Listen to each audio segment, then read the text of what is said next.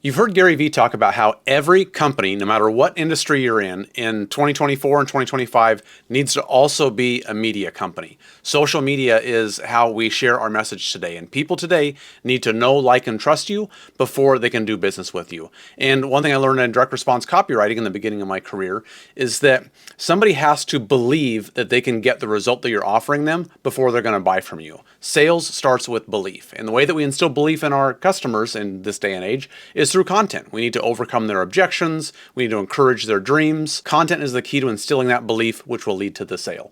But obviously, the problem is, hey, I'm busy running an actual company. I don't have time to run two companies. So how am I going to make sales and generate leads and fulfill on the services that I'm selling and also run a media team at the same time? In this video, I'm going to break down how to do exactly that. I'm going to show you how to build a virtual media team and the exact hires that you need to put in place so that you do the one thing that only you can do, which is talking to the camera, and then literally everything else gets done. I break it down into in front of the camera tasks and behind the camera tasks. This will show you everything you need to do to hire the right people and how to structure them so that all the behind the camera tasks get done automatically for you. So the first person you need to hire is a chopper. Now, a lot of people assume that you need an editor, but editing is actually two separate jobs. There's chopping, which is taking the raw video and turning it into the clips themselves. So this means being able to listen and hear what the hook is and putting that at the beginning. Figuring out what's the message behind this video, what serves that message, and what takes away from it. So we cut out any fluff.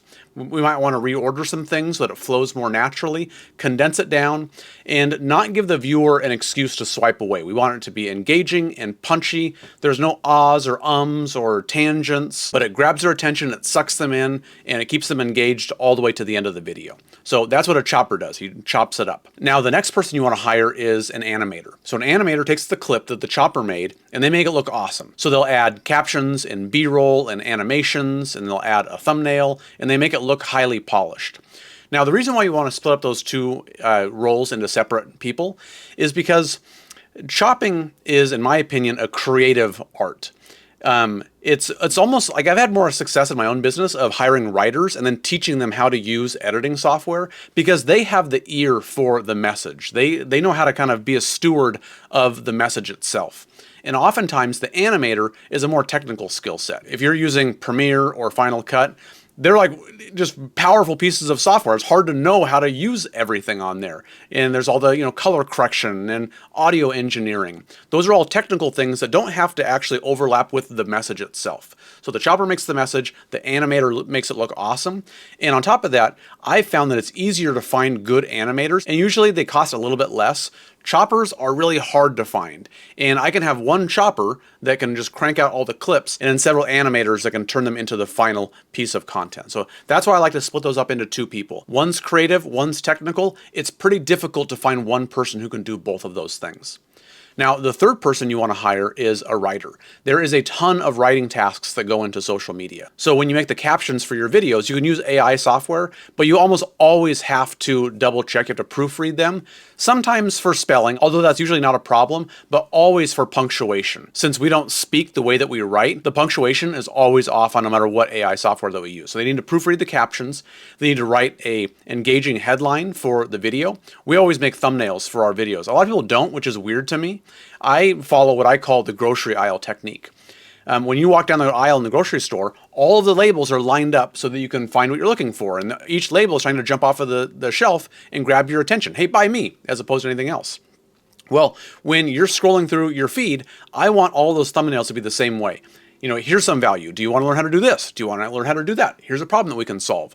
I want it to be like walking down the grocery aisle where you go, oh, I want some of this. I want some of that. This is for me. That's for me. We need to make it super easy for somebody to get intrigued by a piece of content and click and watch. If there's no thumbnail, if there's no title, there's no reason for them to click and watch that video. So that's another task the writer needs to do, is write the headlines. They also need to write the social media descriptions that are going to go underneath that post so people can expand it and read more. It's a good idea to write those descriptions to get your audience used to reading those so that in the future we can add CTAs there, we can push them over to sales pages, we can just encourage them to engage. It's a good idea to write good descriptions for your posts. And another really important job for the writer to do is, on our team, we transcribe all of our videos. We take that transcription and we turn it into stories, tweets, quote images, carousels, because I want to squeeze all of the juice out of every piece of content and create as much more content for our clients as possible. A, just to maximize the amount of content that we're producing, and then B, if somebody misses that first piece of content, I want to put that same message in front of them in multiple formats, but in new and fresh ways. So maybe they missed the video,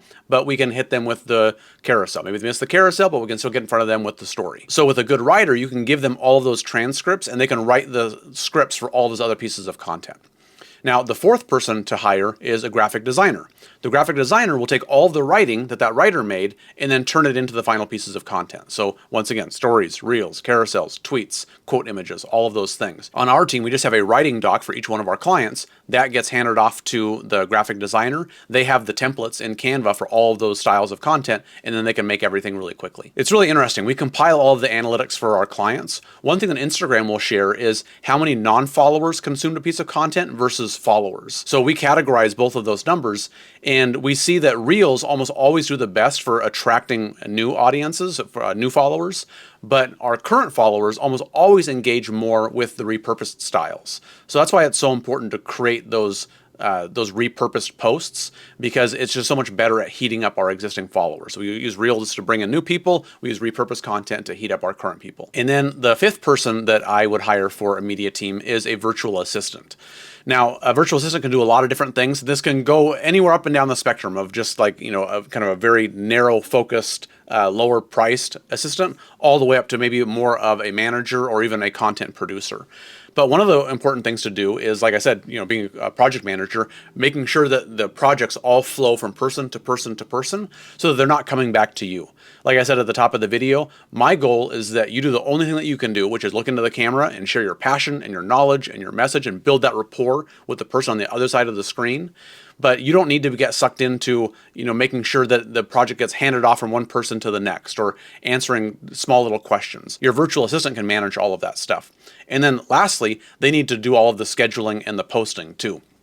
So we have a master document. When all the content gets done, it gets put on a content calendar, and then the virtual assistant can make sure that that all gets scheduled in each scheduler within the platforms. So, Meta and YouTube and X, they all have schedulers. Or if you're posting to personal pages where you can't use a scheduler, they can just log onto your account and manually post for you. If that sounds overwhelming at all, I totally get that. This is our bread and butter. This is what we do all day long. And I totally understand how much work goes into actually building and managing a team like this. So we actually have our own virtual media team for hire. Clients do an online filming session with us. They just show up to a video call. We ask questions and pull the gold out of them.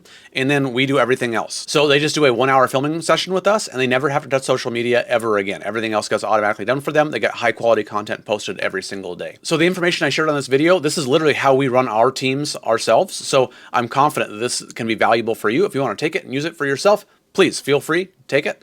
If you'd like to talk more about how we can just provide a virtual media team for you, I'd love to tell you more about how that works. There'll be a link underneath this video. Click on that and I'll give you some more information and we'll see if we're the right fit to be your virtual media team for you. Hey there, it's Garen from the future. Between the time I filmed that video and right now, I've created a series called 30 YouTube Ideas in 30 Days. If you're a coach and you don't know what to make YouTube content about, there's a link down below. Drop your email in there. I will send you one awesome idea every day for 30 days. At the end of that, you will never have a problem ever again coming up with great YouTube content ideas.